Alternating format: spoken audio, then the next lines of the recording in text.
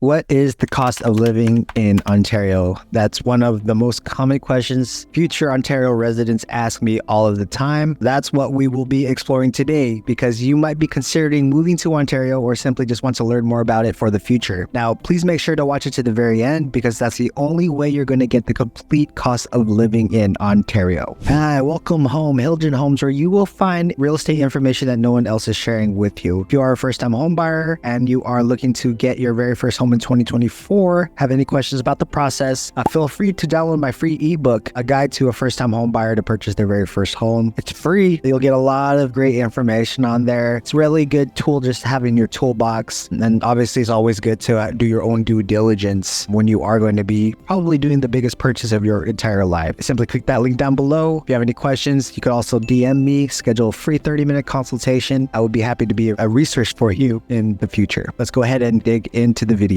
All right, so we'll start by taking a look at each cost category. Then I'll give you a quick summary with my view of how much it ultimately costs to live here and what quality of life you can expect based on your current budget. First up, let's go ahead and consider housing. Obviously, this is going to be the most expensive out-of-pocket thing when going to any city. The average home in Ontario sells for about $710,000, which I'll tell you, year over year, I think that's an increase of about 11% in Ontario. Home values are rising in Ontario. This is the typical price for, again, a single family home that is about 3 bedrooms, 2 bath. Now, if you are looking for something larger or smaller, prices will obviously vary. Do your own due diligence. Mortgage interest rates in about the 7% range right now. You can expect housing to cost you an average of $3,954 per month. That's with 20% down at $710,000 purchase price and 7% interest rate. You're going to be paying about $4,000 a month for your monthly mortgage. Of course, along with housing, you need to also know what you'll be paying for utilities. Right now, the average cost of electricity is about $300 per month, depending on, again, how big your family is, how much you're using. Water is going to run about $200 per month, while sewer and trash are likely to put you out about $100 per month. Another thing is internet. We're all going to want internet streaming services. You're going to pretty much want like a pretty good megabits per second internet provider. That's $300 for electricity, $200 per month for water, $100 a month for trash and sewage, and about $85 for the internet. Add all this together, that's going to be about $680 a month, which is added again to your mortgage. $4,000 plus $680, you're looking at about $4,680 a month for your mortgage and all of your living needs. Pretty fair price again, but for all those optimists, if rates do drop 3 times this year, that mortgage rate will drop considerably and you save a lot more money. Do your due diligence though. I'm going to give you the numbers based off real-time rates, real-time things as of today from how we speak. It's time to think about your personal needs. How much do groceries cost in Ontario? Obviously, that depends on how many people are in your family and what kind of foods you eat. But here's what an average grocery run looks like for me. I live with me, my fiance, and my 2 small doggies, which is about 5 pounds each. At the average grocery run monthly, it's going to cost us about $500, give or take. We do go to Costco, but we also do smart shopping. Like, we don't go to Whole Foods. We're very kind of frugal in the sense of our needs. We get the main things such as toiletries, hand towels, soap, dishwasher, laundry soap, detergent, all that sort of stuff. We buy all those industrial sizes in Costco because it's going to save us money. It's going to last longer. And then if we are planning to buy food for the month, we'll do a small run in Walmart, which maybe lasts us for about 2 weeks. And then we'll do another run in Walmart or Target, which will last us another 2 weeks. We try to cook as much as we can, but we also love going out to eat. We like not having to do dishes and experiencing different food and going out, kind of satisfying a craving. We're normal people, right? It's something that's realistic for any couple, any family to have to go with. With all that said, we're still able to keep our budget at $500 a month, and just the 2 of us again, and we have 2 small doggies and their food is going to cost about $150 every 6 weeks or so.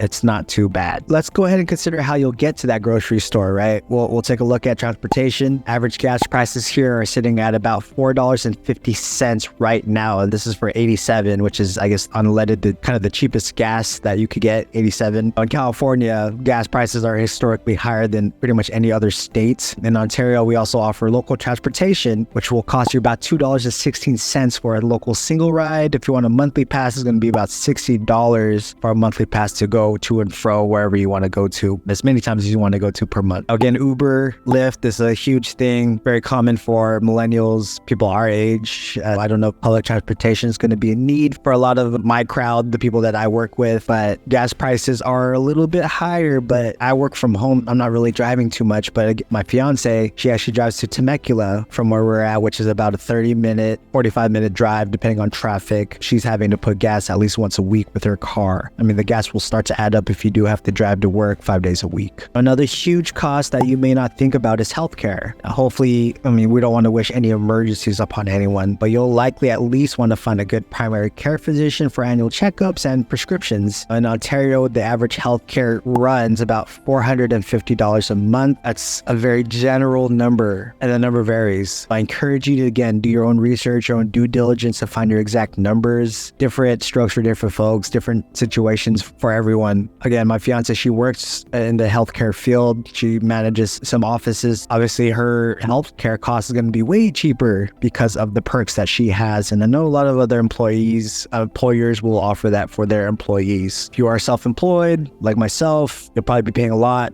depending on which one you choose, which plan you choose. Do your own due diligence, but $450 is a pretty fair average for California. If you are moving to the beautiful city of Ontario, you're definitely going to want to try out a few restaurants. Now, the average prices at most of the date night restaurants here will be about $15 per person. Now, this is just for like one entree each. And this is probably just like a mid-tier restaurant. I'm not talking about like a really fancy restaurant like Fleming's, which is really popular out here in Ontario. $15 is a fair price. No drinks, no appetizers, no desserts. $15 per person, about a $30 meal before tip. A fair number in a lot of the restaurants out here. Finally, let's consider the average cost to rent here in Ontario. Now, if you aren't ready to buy a home, there's no shame in renting. If you are, going to start out with a rental, you have to look at your options. You can expect for a studio apartment here in Ontario to pay about $2,100 per month. For like a studio rental, maybe 900 square feet. For a 2-bedroom, 2-bath, that's going to be about $2,500 a month. If you are looking to rent a house, right, a 3-bedroom, 2-bath house, 1,500 square feet, I'm using kind of easy numbers here, you're going to be looking to spend about $3,200 to $3,500 a month, depending on the condition of the home, the neighborhood, the location. A huge reminder: the cost of living in Ontario will vary considerably for your needs. It's based on your specific family and life situation. However, I can safely say that the overall cost of living it's average, especially in the Inland Empire. Also, if you compare that to the lifestyle of living in Orange County and LA County and San Diego County, which is probably a lot bit more expensive than living out in the Inland Empire. Do your research again, do your own due diligence. These are numbers that are real time based off today's interest rates, rental rate, economy, which obviously has a lot of inflation. All right, if you like what you hear and you are hoping to make Ontario your home, let me know. I'd be happy to assist and help in any way. Again, I have that free ebook for all your first-time home buyers who have questions, who are just kind of lost about the whole situation and the whole process of purchasing your very first home. That ebook is going to be very helpful, a very good tool to have in your toolbox. And if you want a little bit more hand-holding and you want a little bit more like personal help, I'd be happy to be that resource for you. We could schedule a free 30-minute consultation with you and your wife, you and your husband, you and your family, you and your parents. I'll be happy to answer any questions. And I could even go through a first-time homebuyers consultation, a PowerPoint presentation that we could do via Zoom, we could do in person, and I could just really unpack every single step, every step of the way, from pre-approval all the way to getting to the closing tables to receiving your keys. That's all I got, guys. This is the Ontario series. If you have a city that you want me to actually delve into, feel free to comment it down below. I'll be happy to do the research and make the video for you. All right, with that said, you guys have a wonderful and blessed day.